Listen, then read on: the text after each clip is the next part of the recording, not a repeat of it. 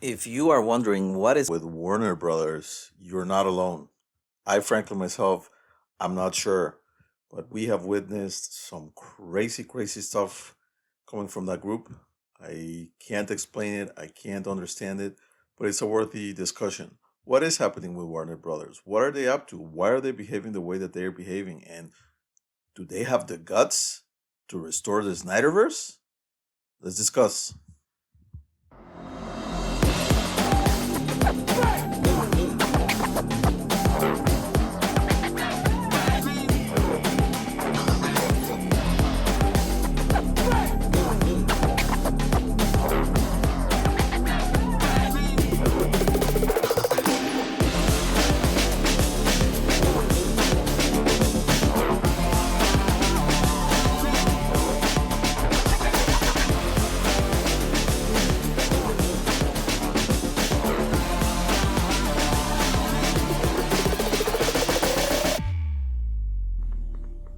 What's happening, guys? This is Carlos with another editorial for the Carlos Digital Show.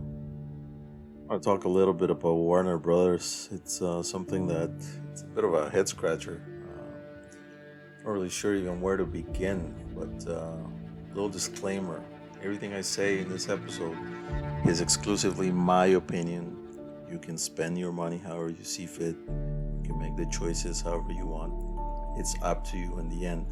But here, what I'm going to say is really what I think and what I feel in regards to what I've seen. I am a person that I give people chances. I give people the benefit of the doubt. I want to see how things play out first before I make a decision. But ultimately, I am a person that has a very difficult time supporting and giving my money to people who ultimately I know are not doing the right thing, or people who are enablers of things that I perceive as negative or bad, like social injustice, racism, discrimination, abuse, etc., etc., etc.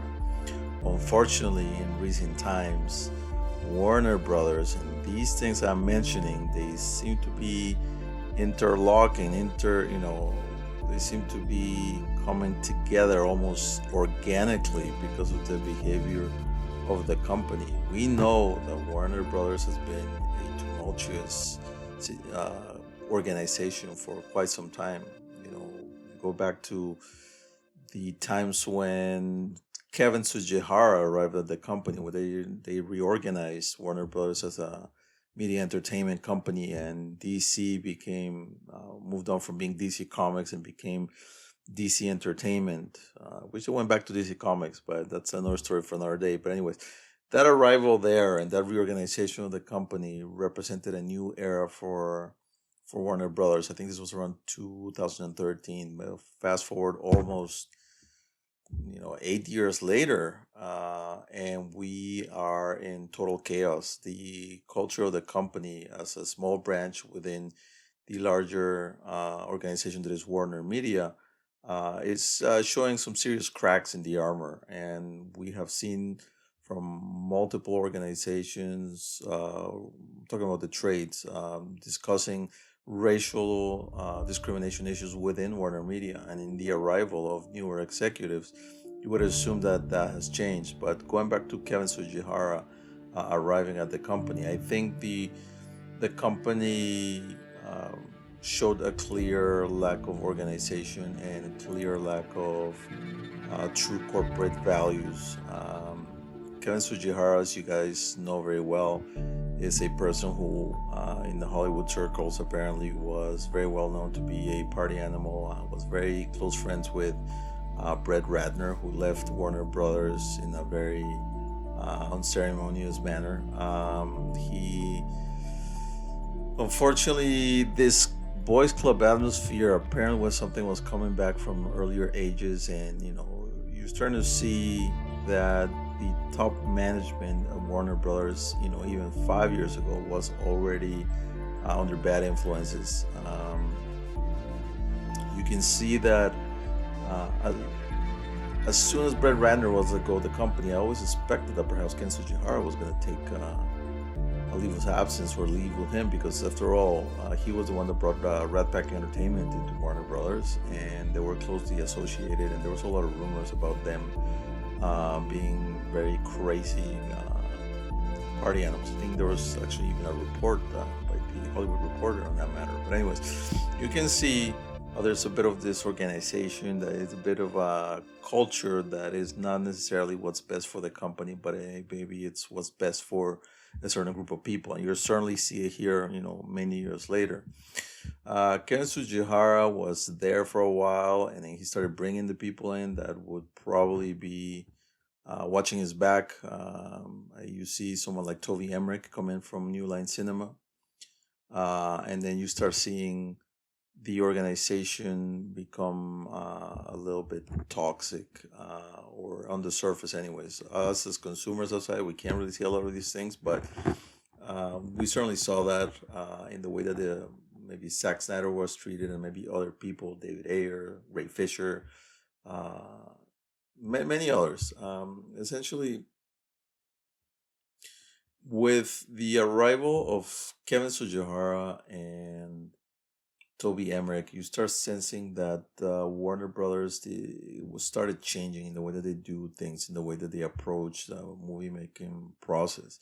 Warner Brothers is a legacy studio who has a very rich history in terms of the cinematic achievements and the daring films that they brought to the table. So they already had an established identity that is being betrayed today by the current organization. So if we continue along in the history line, you have Kevin Sujihara and Toby Emmerich moving the company forward when it comes to DC properties. Very well-known mandates and chaos and cutthroat type of environment around the DC properties in an era where comic book films were starting to make quite a bit of money. So I have to say that their involvement was very hands-on, which is probably not what the studio was up until that point.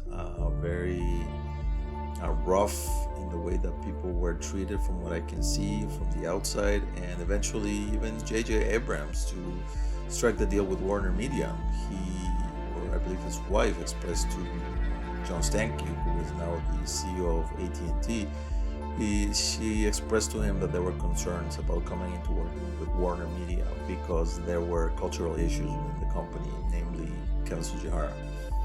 Months later, we find out that Sujihara was engaged in some sort of relationship with an actress, promising auditions, and he put himself essentially in a position to be blackmailed by this actress. It looks like that is still an ongoing thing that has moved on to private courts.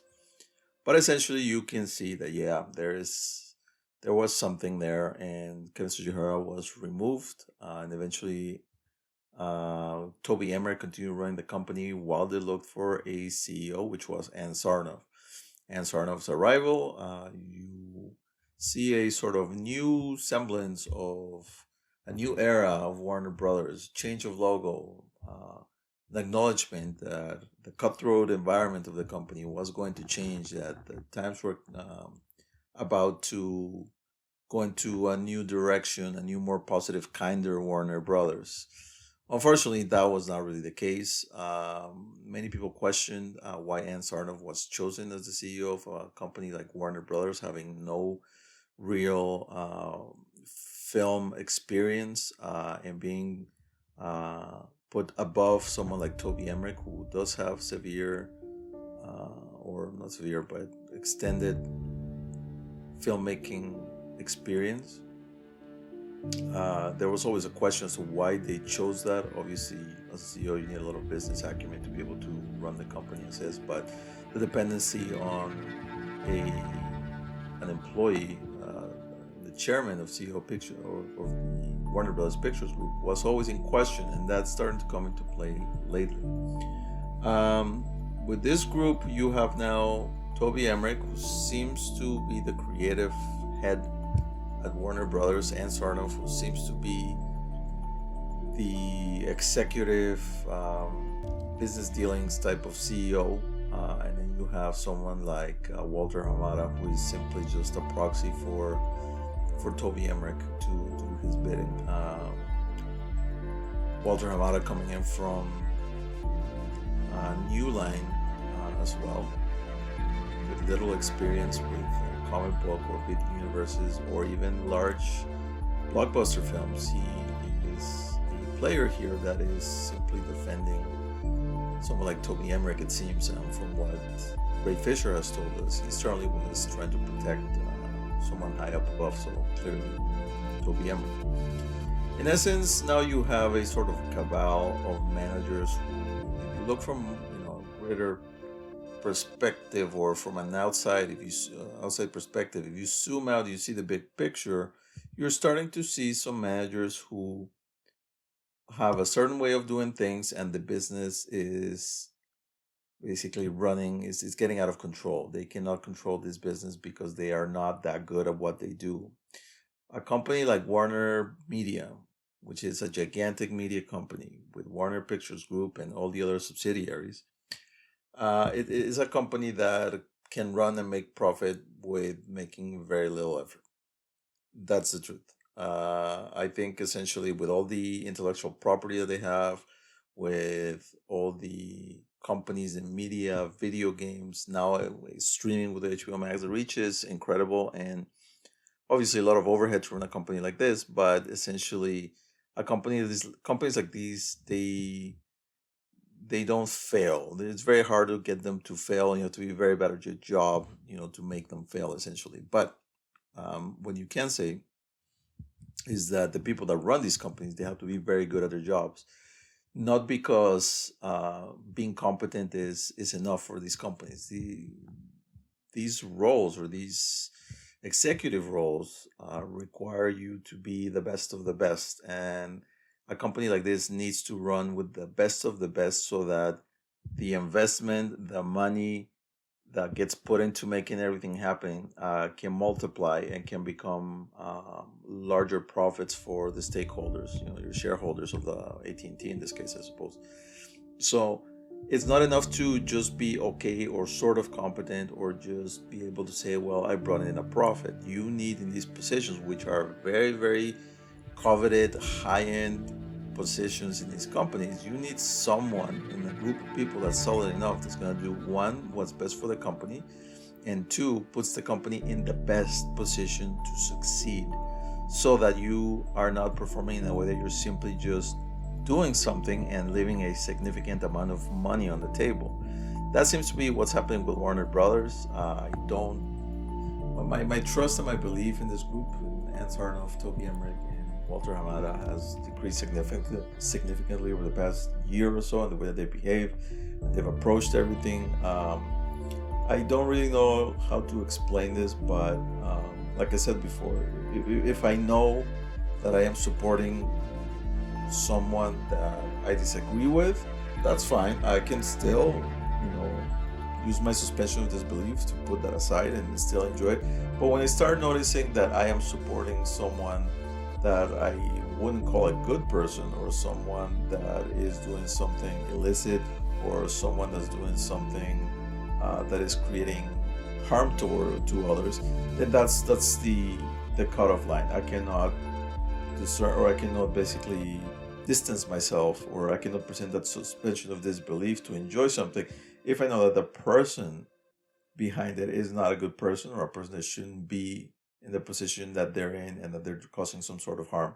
And that's what's happening right now. My level of discomfort in giving Warner Media and Warner Brothers in particular any type of money becomes difficult, because I start questioning these managers and the things that they've done, and the way that they've approached everything. Let's go back, back 5 years ago, when this whole mess started with Toby Emmerich and Jeff Johns. The Justice League situation is absolutely ridiculous, even after all this time. The way that they treated Zack Snyder after a family loss, and they still use his name to release a movie that was not his movie, and they tried to fool the fans and the audience into thinking that this was a movie that was blessed by Zack Snyder. No, that's not correct. That was a flat out lie. That was the first lie, and the first sort of view for many fans towards a perspective that perhaps things are not the way that they seem, that there's more than meets the eye to everything that's happening with Warner Brothers. And as time goes on, David Ayer and Flash is the director. I believe is Rick Famuyiwa. I apologize if I said the last name wrong.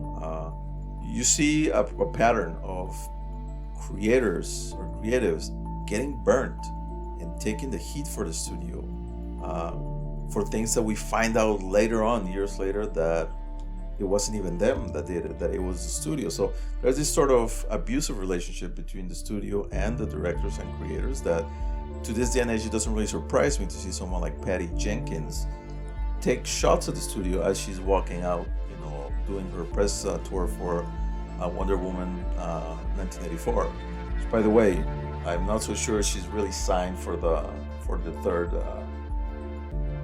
film. But anyways, that's another topic for another day. So you have this company who has a track record of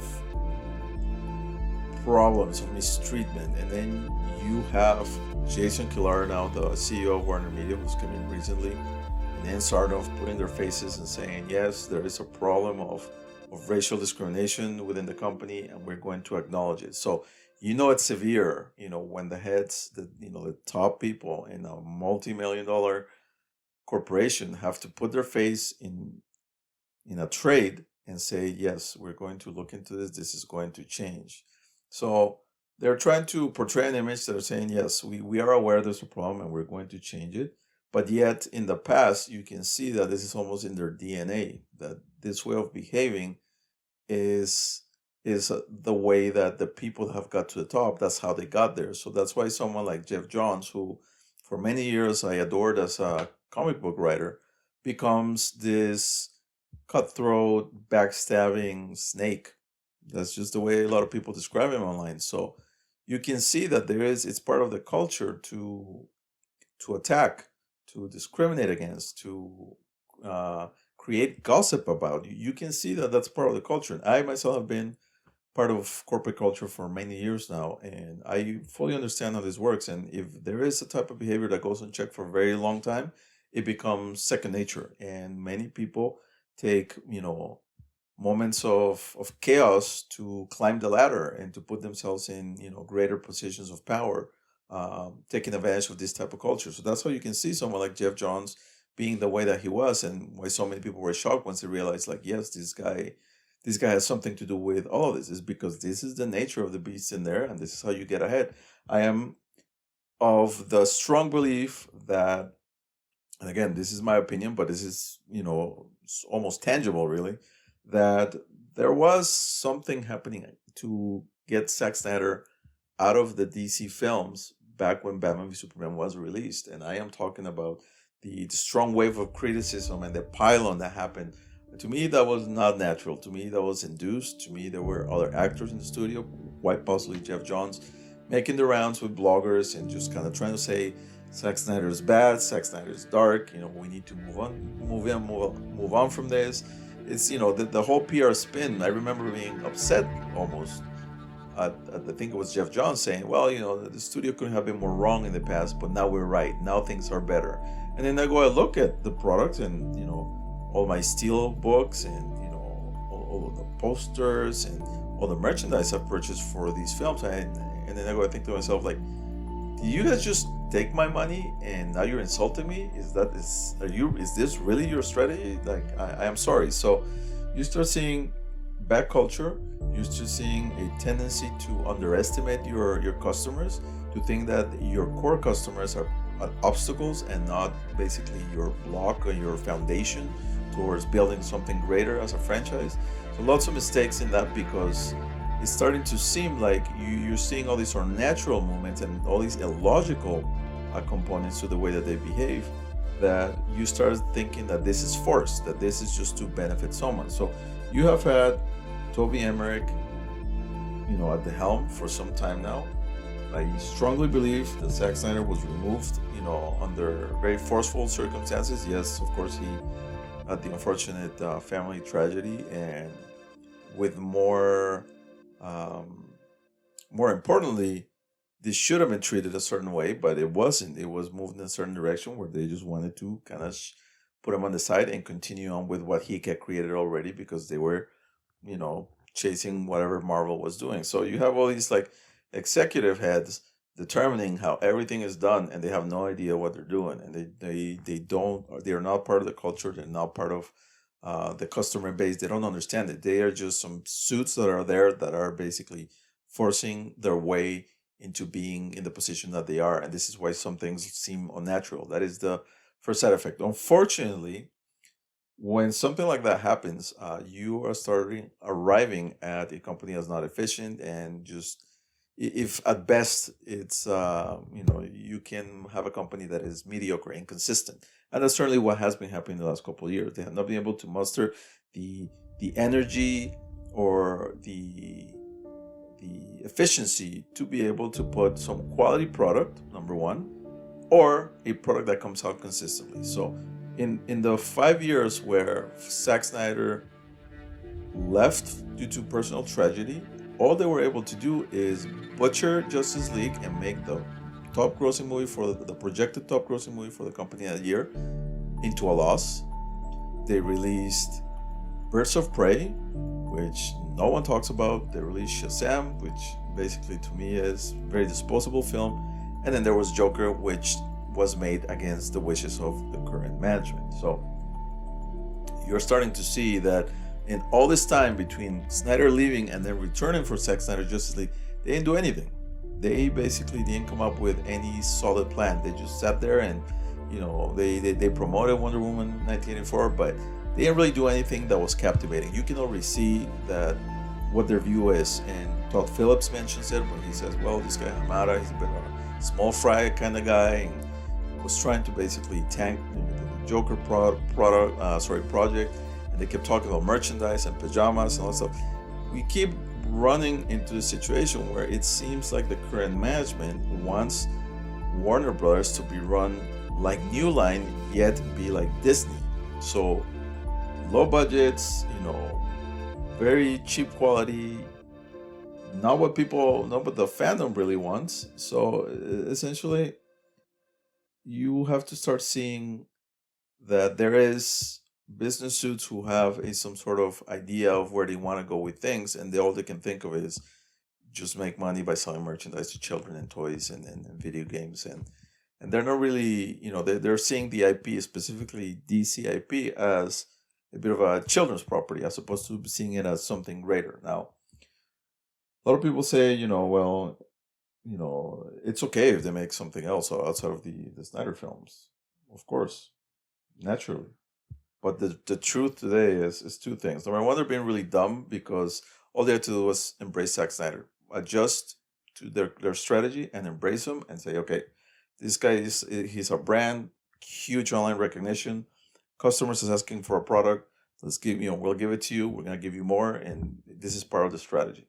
So it's not that difficult to do that. But where I see what the problem is that to get into power, they put themselves as opposing, Zack Snyder and Zack Snyder's films. That's sort of how they took over. So now, by acknowledging that he was right and that his product was good, they have to basically switch back. But because they've put themselves as sort of contrarians or opposing forces, now they're basically at a standstill and they're not allowing this to continue. So what you're seeing here is the customer base is asking for something. The studio is saying no, because that's not what I want to make, and we're going to give you what we want to make, and you're going to like it. Huge mistake number one. Tell me, take 5 seconds of your day tonight, or your wherever you are. Take 5 seconds and tell me if you can think of one time in your life where you were force-fed something and you ended up loving it. You see? So this as a business strategy is ridiculous. And Sarnoff lost my respect by coming out and just doing this PR, trashy article almost, where they just don't know exactly where to shoot. They basically, try to, shut down Zack Snyder's Justice League right when the thing is beating records worldwide and, treating treating the fans and the followers like, like, I'm sorry to say, but treating them like idiots. Like we don't know that this thing was like massive, a culturally massive achievement for the company. They're saying, no, we're glad that we gave Zack the opportunity to finish his trilogy, and they just have this like sort of really silly narrative behind this whole thing. So very, very disappointing. It was heartbreaking because I was very excited about Anne Sarnoff being sort of an image of someone that came in to break the boys club atmosphere, but it seems that she's just a proxy for Toby Emmerich. She's come out to defend Hamada in a really tone deaf way and to call the fans toxic. It's just absolutely ridiculous, and it just shows to me some very vulnerable and weak managers that are trying to hang on to their position because clearly the criticism is getting to them. So it's not a good look. If you add the situation with Ray Fisher, it's an even worse look because you can see how it's very clear that something did happen there, and the way that they push Joss Whedon through the back door very quietly. The way that they did two investigations. One of them was a self-investigation, and the way they're sort of they've discredited themselves in the way that they handle this whole thing. And the reality is that and we know this as a fact, they've used their own PR to discredit Ray Fisher, by saying things that were not true about him, and they've in a sort of weird way had to acknowledge it. It's disappointing because it just shows the company in chaos and disarray. And for Warner Brothers to be successful and to basically be the best they can be, they have to run in synergy. But there are components at the very top that cannot run in synergy with the creators, with the customers. They cannot put everything together because it contradicts the way that they've positioned themselves into power. So very disappointing to see them not really handle issues of social injustice, but to instead sort of sweep it under the rug and be very quiet when they should have been very transparent. It's clear and obvious that something happened in the Justice League investigation. It's clear and obvious that Gal Gadot had an issue and she complained about it and it was dealt with, but Ray Fisher was pushed aside. That's discriminatory in nature. But I know the situation is very likely much worse than what we're thinking. This could be a major scandal that they've been able to successfully sweep under the rug because of NDAs and because of perhaps subtle threats that can, make people concerned about their careers moving forward if they speak up against it. So very concerning the way that the company is behaving. Very disappointing to see them just not really deal with like the issues of racial discrimination and then just jump out and make this like really tone deaf Twitter post about George Floyd's situation. It's very disappointing for them to just allow executives to use the company's PR to discredit a black man that is whistleblowing discrimination on the workplace. It's disappointing to see them sweep all that stuff under the rug and then pretend that they are, social justice aware and that they are happy about social justice when they're not doing anything themselves. Looks very hypocritical. So the company is a giant mess from all angles, because now you have also the company standing against what the customers want. So Ann Sarnoff comes out and says, nope, there's no Ayer cut. We don't want to see, we're not going to do anything like that. That's ridiculous, okay? Your job is to make the company money. And if this is something that people want, is something that you cannot shut down in that way. Maybe it can't be done because there's other reasons, sure, whatever. But to shut something down like that, it's absurd.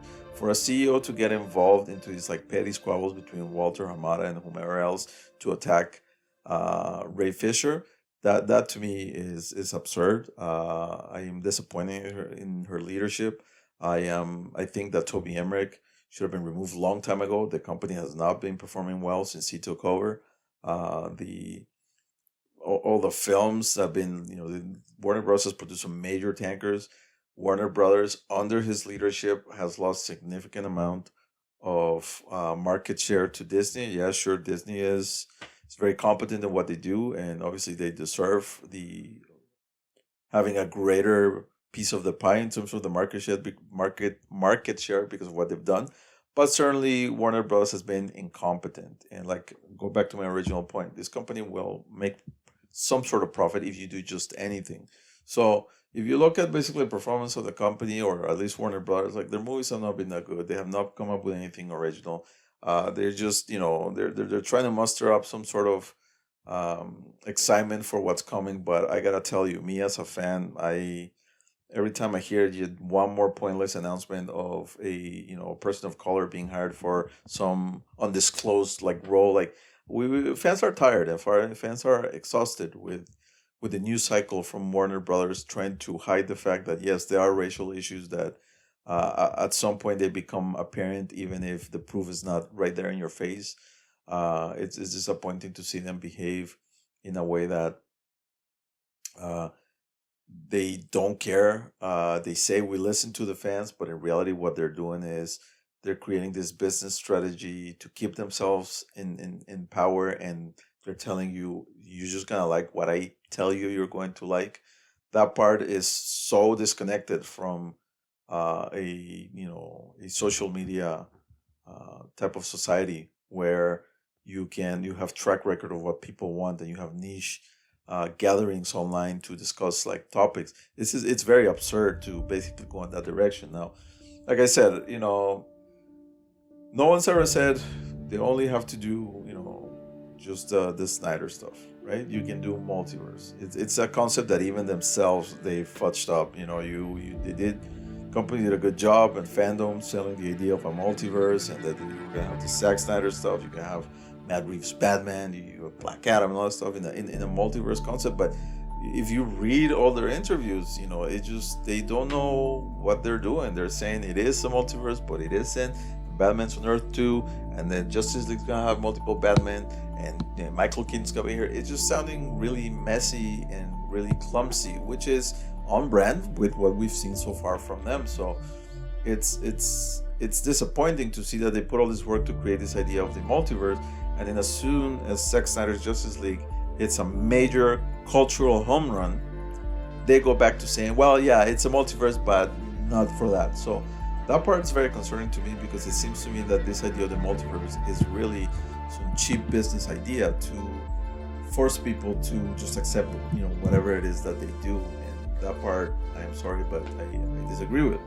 I think you do have to be in tune. If you want to be successful, you have to listen to your customers, and you have to be part of the synergy. You need to have a little faith on the subject matter experts, which are your fans. Your fans keep your product honest. So if you give them the product that they will accept, they will help you promote for free.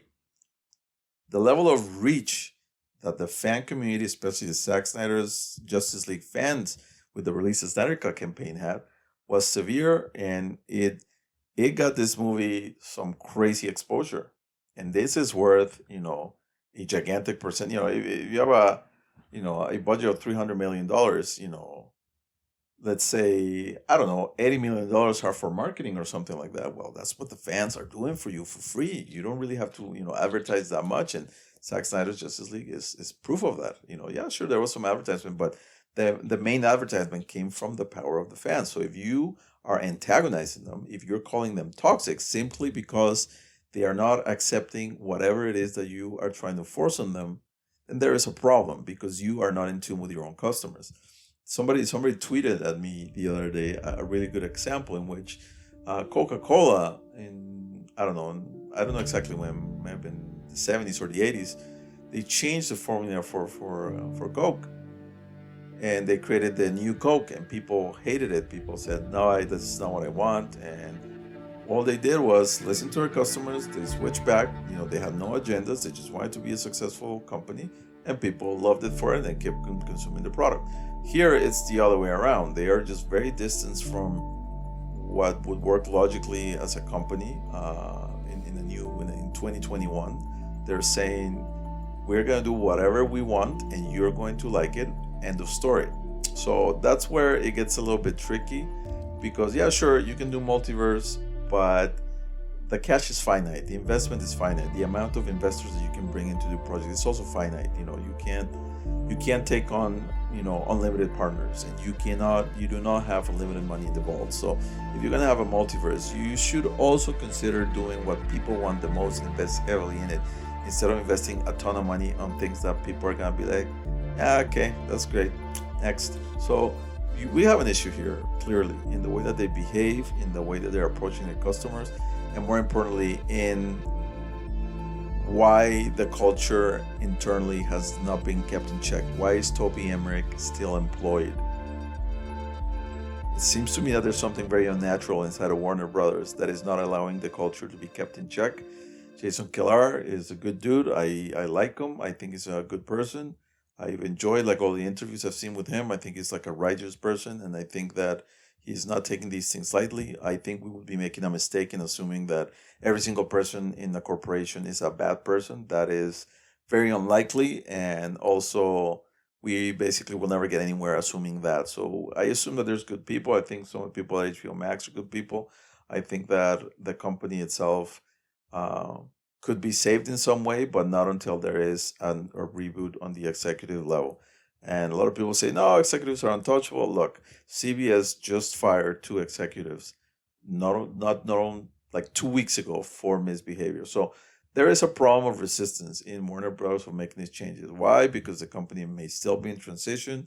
I don't know. But the fact that Toby Emmerich has just gathered more power, and then they basically canceled the Warner Max, and then Warner Brothers becomes the production home for HBO Max, and you give Toby Emmerich even more power. It's just basically becoming more and more difficult to basically get a breath of fresh air, and think positively about the company as a whole. So very concerning about the way that they've behaved. There's obviously the reputation of Warner Media and Warner Brothers as a whole is tainted at this moment with these people, and it's not going to change. Firing Ray Fisher from The Flash can only be seen as a retaliatory measure. It's just so many things at the same time that just lead to one easy conclusion. You have some managers that are struggling with the business, and they can no longer control the narrative, and all the customers have wised up and have realized what tricks they use to control that narrative. So first of all, your job shouldn't consist in just controlling narratives. Your job should consist in giving the customers what they want to be more successful, and we're not seeing that at all.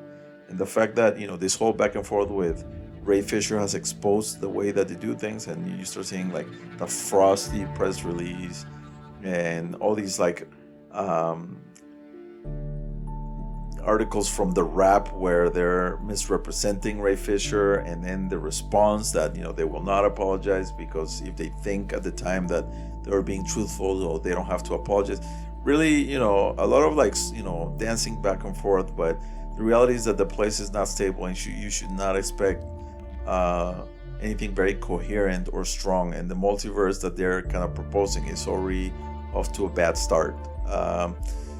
I don't hold a lot of hope for the company as is unless they do some major restructuring. I personally feel that there could be some downsizing that would be beneficial to the company. I think that if you look at Zack Snyder's Justice League rollout, it was successful to some degree because there was company synergy, because HBO Max tried to, get the customers aware and excited about the product. But then you start seeing the leaks, and you start seeing all this sort of toxic and negative behavior, like shutting down the AT&T exhibit for Zack Snyder's Justice League the day that it opens up. You start seeing all of these like crazy things that you can't believe they're happening. But if you look from a distance, you see like, yeah, this is all points in one direction. There's a management group that is only there for self-serving reasons, and all the decisions that are made are for self-serving reasons.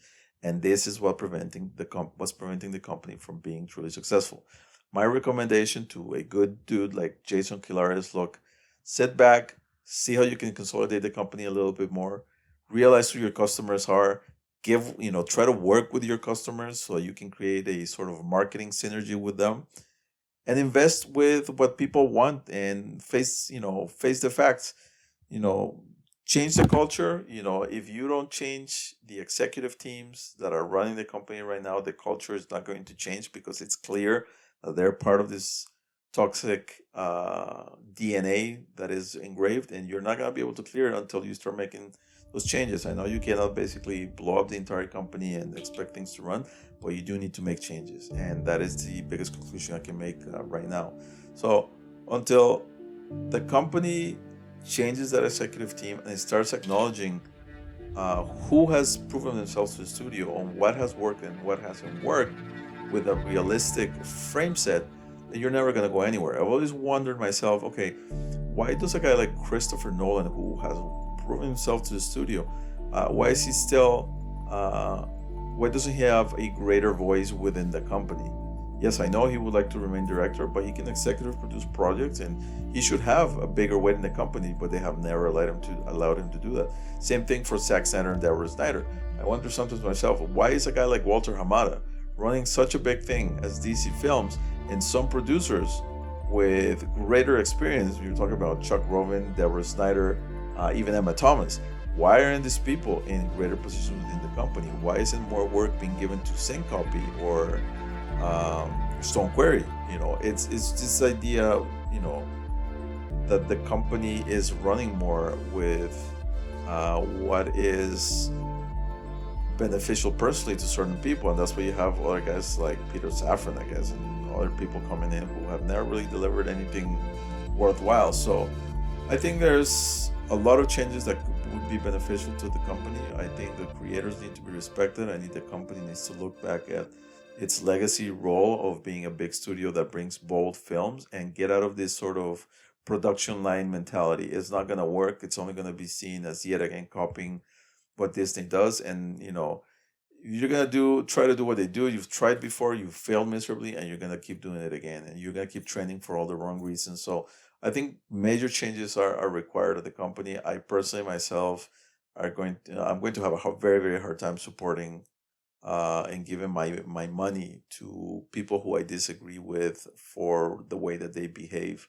and because I don't think there are people that should be in running the company and making decisions that can also shape the view of young viewers in the future. So take it from me, you look at what happened to Justice League. You look at what happened to Joker. Look at what's happening with Zack Snyder's Justice League. Something isn't quite right from the execution perspective, from the from the HR perspective. Something's clearly wrong. There seems to be some sort of protection for people like Jeff Johns, Toby Emmerich, and Walter Hamada when there's clearly something behind all this where they should be held accountable. um, it's disappointing because Warner Bros is a company that, if you're here listening to my podcast here, it's we have love for the company, and we have love for the IPs, and we want to see it succeed. But the way it's going is not going to succeed, and I'm not very excited about anything that they're doing because they don't know how to hype things. One, and number two, my I can't basically come up with the energy to get excited when I know that a lot of these things are being done is simply to protect someone that is perhaps not a very good person. So lots of things to think about. I wish the best to Jason Kilar, and I hope things change in that company. I want them to succeed. But the benefit of the doubt that I have for the executive team as is right now is not there anymore. So I beg you to make changes. I beg you to restore the Snyderverse, to give the customers that what they want, and to become a righteous company, but not in appearance only. But you really need to look at yourself in the mirror and think back as to whether what you've done is the right thing to do, or you're just covering for people just because they have been there for a long time, or because it's convenient for others. So changes are needed. I hope they're coming, and I wish the company the best, and I hope that things change for the better.